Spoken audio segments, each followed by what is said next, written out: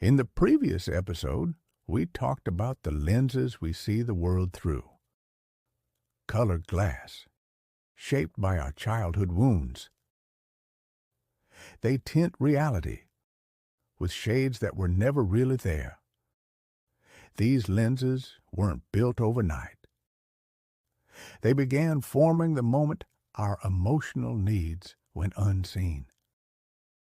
When we longed for love, but no warm arms waited for us. When we needed safety, but were met with indifference instead. And that story repeated itself again and again until we quietly told ourselves, maybe love isn't meant for me. Today, we're turning back.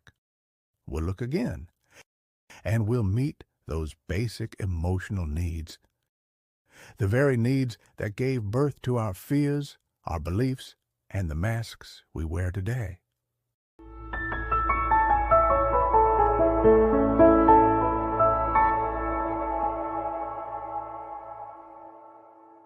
First fundamental need. Secure attachment, love, and acceptance. This is the first and most primal need, the thirst for love, and to be accepted just for who we are, not for what we do. Whenever I think of this need, I remember Phoebe, a woman who came to me years ago, upset that she couldn't form close relationships. I suspected her mother might have been strict, perhaps cold, distant, or emotionally unavailable. But Phoebe quickly said her mother loved her deeply, always encouraged her, always praised her, never withheld affection. And yet, something didn't add up. Because when a child truly grows in unconditional love, connection with others shouldn't feel so hard. So I asked her to tell me more. Phoebe thought back to her childhood. She shared how her mother was happy when she behaved perfectly, how she was praised for her grades, and loved when she helped or pleased her mother. As we walked through her memories, the truth became clear. Phoebe's mother's love had conditions. It wasn't the kind of love that heals. It was love that had to be earned. Phoebe's mother loved her, but only when Phoebe behaved exactly as expected. Her arms opened only when Phoebe fit her mold. And maybe many of us have received love in the same way, not for who we are, but for what we do. But children and adults need to be loved simply for being themselves, without fear of rejection, even when they fail or make mistakes. They need to know that respect and acceptance aren't prizes to earn. Phoebe slowly came to believe she wasn't good or valuable on her own. She had to perform, to achieve, to deserve love. She had to be perfect, because deep inside she feared what would happen if she wasn't. That she'd be judged, rejected, just like her mother had once done. To be loved by her mother, Phoebe learned to try harder, to wear a mask, to play the role of the flawless girl, the one who never upset anyone. She carried those masks into adulthood, until even she forgot who she was underneath, forgot what she really felt, what she really wanted. Phoebe's story reminds us of one simple truth. Every child first needs an embrace that never closes. No conditions, no if or when.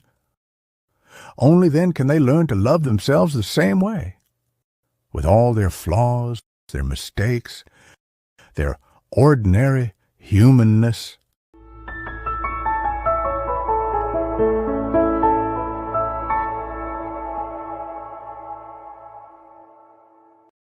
Second fundamental need. Autonomy, competence, and identity. Picture yourself as a marionette, strings controlled by someone else. If the puppeteer lets go, you fall. No one wants to live that way. But many of us grew up exactly like that, dependent, afraid, waiting for someone else to move us. Human growth requires taking hold of our own strings, thinking for ourselves, making choices, and stepping forward. This begins early in life, when a child is trusted to try things on their own, to make mistakes, to learn through those mistakes. A child who's constantly controlled never learns to trust themselves, and later they become adults filled with hesitation, waiting for permission, craving validation, fearful of every decision.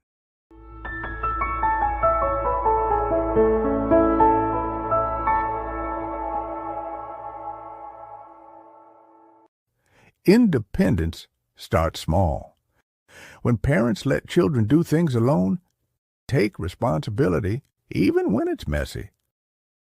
It's okay if the buttons are done wrong or if food spills on their clothes.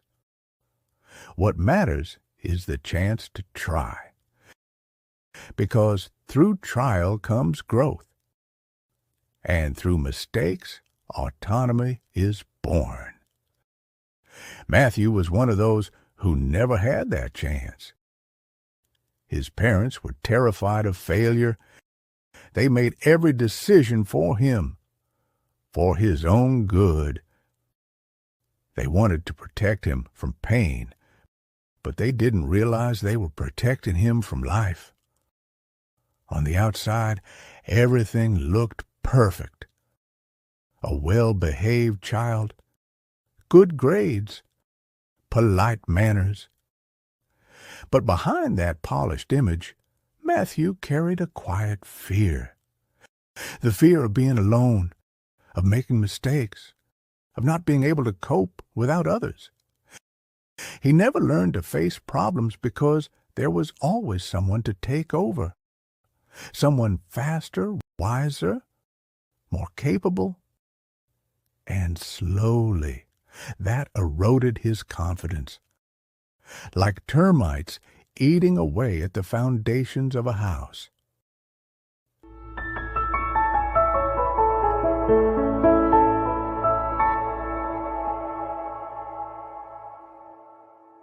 In this episode, we uncovered two of our most essential human needs. In the next one, we'll explore three more. Needs that silently shape the way we think, love, and live. Stay with us.